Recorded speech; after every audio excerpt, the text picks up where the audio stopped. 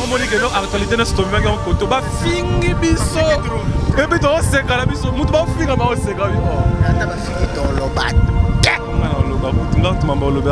parce que dans la famille, on va respecter déjà. Fais ton travail, donc merci. Oh, trop c'est trop quand même. Ah, trop c'est trop.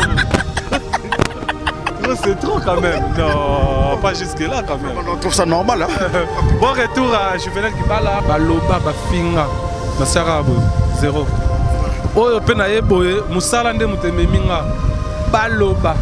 Basa ono so bako sala wana musala na ngande moni eloko côté la ngaluka musala ezate to tambola rapela ba mona bele les balé na biso mona minute yo to balé na biso ya mu qualité ça peut man chilité ah ce que on a sepel la mo ata mutu oyo akosala na émission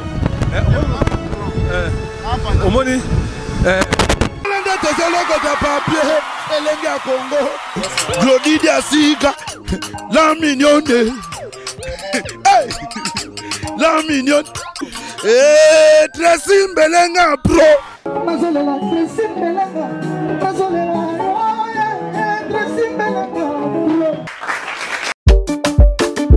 Les amis, regardez bien cet endroit. C'est le salon LTC, le meilleur de Bandal. À Bandal, c'est Paris.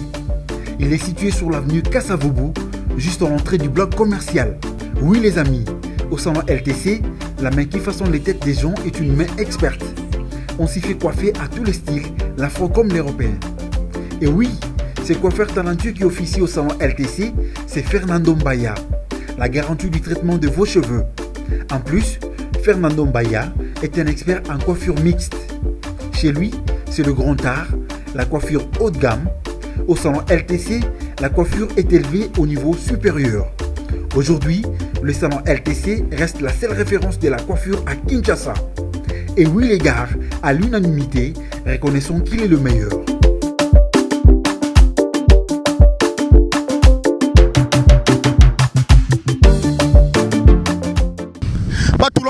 Mon appelé fait tonton de la presse Juvenal qui bala qui bodi keke qui bodi aboulou qui bo poison et vraiment na ma bête fa luka vraiment visa na ngola boya pena apo à niveau makamna o mona nanga moko vraiment na ebité quoi. Après savoir que s'il ça ba production nyonso bête maki na Luanda Erise Watanabe donc d'ici déjà mercredi ba ko kota ba luka pa ba tundu donc on a un jeu de jeu alors on a ça na 2 semaines boye bien on a boulou kaka il y a aussi ça ba production nyonso donc comme vraiment na souka ah on a kati ya océan ah ne ba lo ba na portugais praia donc on a praia na dame suluzolo donc mo bala pembe mona tsuka ba to nzambe vraiment na ebité quoi ça va Juvenal qui parle juve de la presse donc c'est-à-dire je suis congolais mais un congolais nakatia Angola quoi. Visa le plus cher du monde. Boitard, tout bien? Ah c'est bon. Ok, t'as bon. Ok, donc visa le plus cher du monde et puis le plus difficile. Voilà. Ah, puis c'est fil. Mambo na mona est-ce que yo mona ngopena nzambe? Me dit na ndenge ya makambo. Ndenge makambo lo moto remarquer ah vraiment na habité quoi. Ma caméra. Ouais, ba destruction massive. Mona bena ndenge si ma caméra donc ah to na kati ya océan bala munene. Na sima na biso na suka kuna Brésil. Voilà. Ah, c'est quoi Angola? Donc pour comment faut avoir Juvenal qui bala, faut avoir Dame Suluzolo, faut avoir fils et fille, pourquoi comment na nengagé visa mais les plus difficiles et puis bazwango frontière banini vraiment na banzela ba soyo na banzela ya ba kabinda na banzela ba mboka moza kuna ba mwanda ba kufa mais awa RT Watanabe encore une fois merci pour la confiance au pesa biso rien que pour le travail paye des papa na biso lo bara nga va daé moi la nga sala musala parce que musala ndé photo mère na biso depuis Canada lo bara musala yango e monisinga awa. Merci pour les Watanabe. En fait, Adam Suluzolo, Nakiyo Moko, Koyana Angola, n'a habité Baselo 1000 émissions à Simanga. Vraiment, n'a habité tout le monde en Lelo. Bah, on reproche à Nini, ma collègue Nayo. Bon, en fait, Moussou Sala 32 émissions à répondre à été. Karine Mokonzi la baronne, n'a pas fait mot de Tozana et Awame. Il y a Zamali Bosso, on a 20 ans, moi, mon pépé, moi, J. Bisous de Kotima, merci. Bah, ça y est, là, 32 émissions de JV. Bah, Loba, bah, Finga, na Sarabu. 0.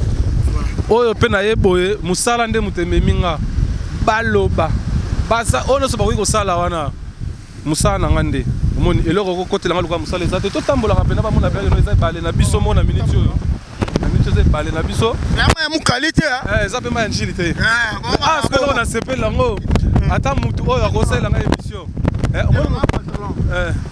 omoni mutu akosalela nga émission asalela nga émission makoma mpe awa parce que ebele mpe bayaki awa pete tomoni bango pete sans premier tomoni bango te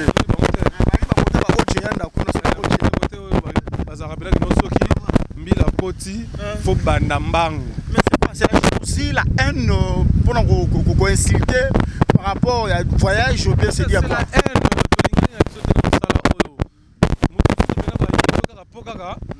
oyangola mais tozalaki bien lobi tosola pe bien mo pe bonanera makambo merci à l'émission baki kosala nini kuna boyo ni tosala eza boulot professionnalisme ce que tu fais là c'est ton travail non évidemment parce que muta sala émission tuna aki kosala nini kuna mais ton travail a ozo tourner nini mais ozo sa musala mais mutu sasa baki kosala nini baki kosala musala mususu pe boya ba visa bangola ngala kenda ngola te mais soki batie wana je me suis pas mais awa na TV pas les gars lobby n'importe quoi on a la koyi ko sala un jour pour les autres tu vois donc tout ça va valer na bamisa na biso ko se déplacer boye to tiki ba foyer to tiki ba palais to tiki ba kambu pour na bandenga ba kini pe ba moni to tiki ba jewana to ko luka sur un place parce que roza na lipa moko lobby roza na posa eti que sangana moni donc voilà bato bazala na bango kaka bao bapesanga confiance bapesa confiance bao mpe bamoni ke bapesa bato wana confiance choix est clair mais nous sommes sans polémique la production nyonso ya héritier watana be awa na ngola oyo oza presse mopanzi sango ya solo qu'est-ce que tu te dis ça va ou bien moi concert moi raté pour être juste héritier je ne sais pas héritier je ne sais pas si je ne me trompe pas carrière à groupe naé je pense pas sur ça il y a 2 ans na habité mais il y a 2 ans on a réussi que signé Atlantico ou l'équipe Olympia na munene voilà 2 fois hein souligner yango espace wana ba fils et filles ba yarango liboso ba yebi biso to yango touro yo totali ba image ya fils et filles ya kala ba image donc différence ces alliés. Premier concert Atlantico, des gars c'est bon, ça va, côté musique, sans album c'est bon. Ailleurs, ton album c'est bon. Donc ça montre que à Koli na makambango. Et il faut ajouter encore na Boussop. Na so to ça l'émission mais makamuto mona na si ma caméra fils et fille. Vraiment. Autorisé ça vraiment on a raison le ba makambo. Et mon bois aloba makambo za na nzeli ti mambo to mona o bato ba mona te. Ça va destruction massive. Le bana ba osani. Mon pali la kitisela. Osani. Fils et bato la bala si ma caméra là on a ça ma banga na ba osani. Ah normal hein. T'es filmé ma responsable va ça l'émission to lobby kaka. Les news des stars. Ce quand aussi caméra to baloli. Mboko za la bujoba moko to tonga ngona. Non pas na ba ça la boulot na sima mais Adams a en pleine émission avec l'enfie. Non, bon, civilisé, bon, tout va normal, il peut faire amour, il faut le dire, en plein air comme ça, dans le baron, donc, bah, nous, les news. Alors, Madame Soulsolo, vraiment, tu as sous Kanga, papa, il y a ma production héritier a joué Palanca, ils avaient concert à Moï, mais vie, campagne, ils allaient qui, comme un petit boutou, ils allaient bien, tout était bon, mais. Moi, il faut le dire, prochainement, même double ma barre, on est récite le sous total. Récite total, donc héritier a joué ma barre 2 fois. Et puis voilà.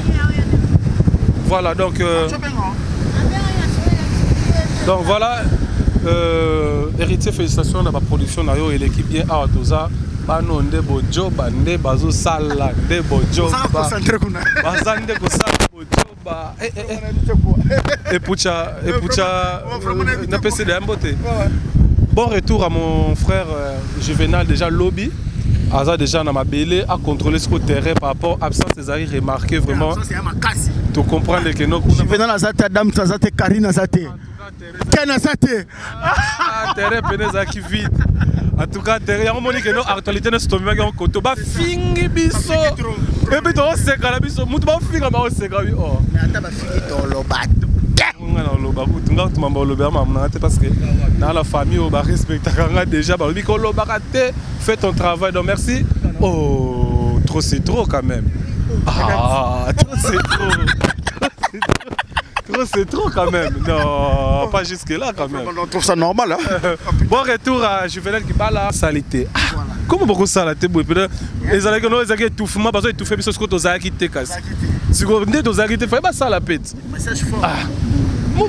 Comment battu bon je vais kende ka rapport maramna yo hein. Il dit TGV hein. Allez, oh, étouffement. Étouffement. Tolongwe kasi. Bosala. Vraiment na habité. Et puis ce qu'on ça là bango si j'ai ça Angola, bato bagena Angola. Depuis que basa na Congo, ba wera basa na Congo, ba Kofi basa na Congo, ba Robino basa na Congo, Papa Lutum basa na Congo. Mais actualité est comme une hérité, comme une Juvenal, comme une Adam Souluzolo, comme une Karine Mokonzi, et comme une Ken Pele, comme une fils et fille. Vraiment, il est étonnant. Basa comme ça là. Résultat boulot ya ngwana donc merci. Vraiment pour nous autant et belé parce que maman ça les a belé. Allez. N'a pas sa mère Iziba Mbote. Soki ozongi, yozo kene lokapa. Kuna badiama. D'ailleurs ça Adolphe Muteba Chila Mwina c'est-à-dire que ça ina JV. Présent. Chila Mwina prêtre. Comment ça s'appelle Nixon il est à terre. Voilà boss. Grand prêtre multi boss. Na pour ça ne péter les sous Nixon hein? Déjà c'est bon. Côté qu'on a déjà c'est bon. Nixon il est à Adolphe Muteba Chila Mwina. Tozaki na ye. Donc tozapeka na ye. Akene kini mais moi love wana déjà. Kaki à chocolat wana. Kaki à chocolat wana. Komi pena hein. Juvenal qui bala. De la part de Adolphe Muteba Chila Mwina. Jimmy Belao parce que balobi après Angola ngata nozonga ka Jimmy Belao pena fa ba mambo yo. Fils et fille. Adam c'est Luzolo fils et fille Juvenal qui bala mpiana kene mon Jimmy Belawe mon konzie Karine wana maya mikolo bayibaka atwa libanga komika bongo ete libanga komika bongo no yemba go bongo pina suka topesi na boitarde bondia bonno ite vraiment na ebite quoi ba elo moso le be go betso fimbu sadai padi vraiment merci sko no mera mwana ngola kwa ya kana ngola awa yepena nemta mi biso ser vraiment na mabete na ebite quoi boitarde. Yeah, boa tarde, sim. Vraiment, na bato Hollande yo na kisasa biso to yaki vraiment na habité quoi.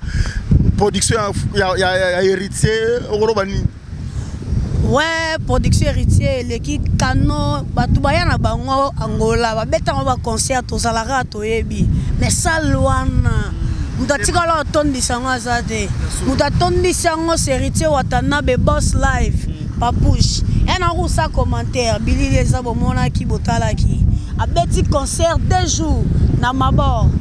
A petit concert 2 jours samedi dimanche plein les sous-sous.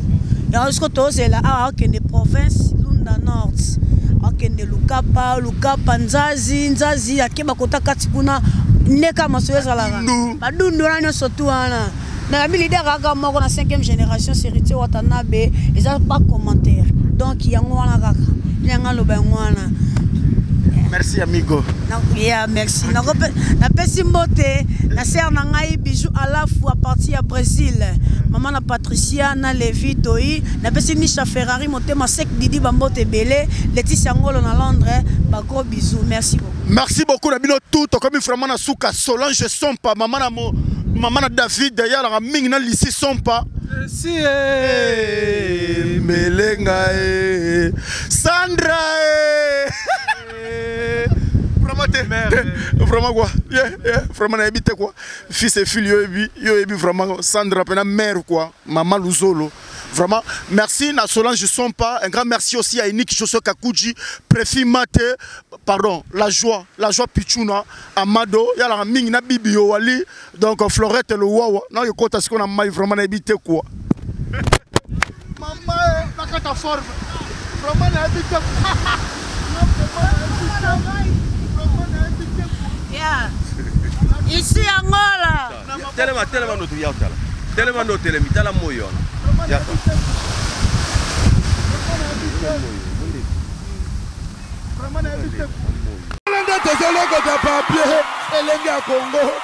Glodidia Sika, la mignonne. Hey, la mignonne. Eh, Tracy Mbelenga pro.